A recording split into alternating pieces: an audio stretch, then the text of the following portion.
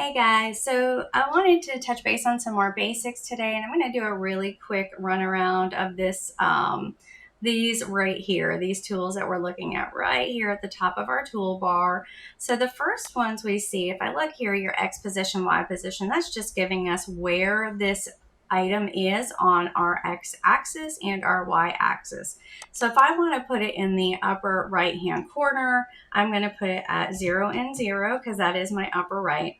If you'll notice though, it kind of centered over that. The reason for that is that I have my placement set at center. So I am telling Lightburn to put the center of this object at 0 and 0. What I really want is my top right portion of this object, right here, this guy, I want him at 0 and 0. So I'm going to go back here and do this and this. So that kind of brings it to my origin. Now the origin set on my computer itself is over on the upper right. Some of you may have it on the lower left or the upper left or the lower right, and that is perfectly fine. Just know that is where your 0 and 0 coordinates are on your workspace.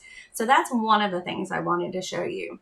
The next thing I kind of want to talk about is this little guy right here. So this is how we lock our ratios or our aspect ratio, right?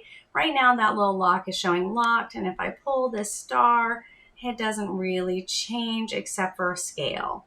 Now, if I want to make it wider but not taller, I'm going to have to unlock that ratio, that aspect ratio, and then I can pull it, this way, or I can pull it this way and individually. So that's what that one does. I went over some math here the other day, but this is where you're going to set your size. So if I have it locked at that width and I want it to only be like 5 inches wide, it's going to now adjust my height accordingly so that the aspect ratio is still locked, so that it's a 5 inch by 3 inch object. And if I wanted to switch that to millimeters, I'm just going to click my down here so I can see my millimeters, and I can switch it from inches to millimeters or millimeters back to inches.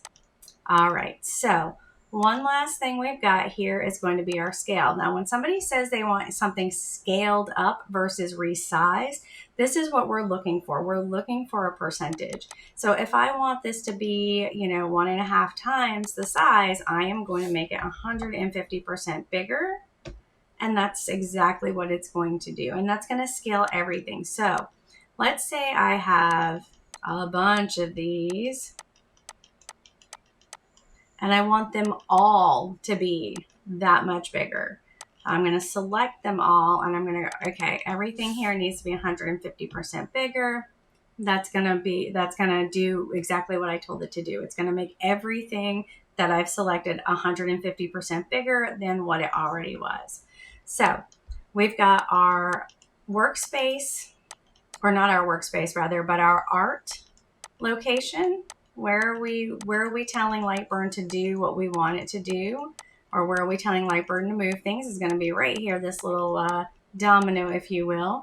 And then we also have the rotate. So if I want to rotate this guy 45 degrees, that's what I'm doing. But I'm also telling it, remember, I'm telling it to rotate 45 degrees on this corner. So if I undo that and I want it to rotate 45 degrees from the center, I'm going to make sure to choose the center and it'll rotate there. I know that was a long one. Hopefully it was a good one, and I hope it helps someone today. Thanks, guys.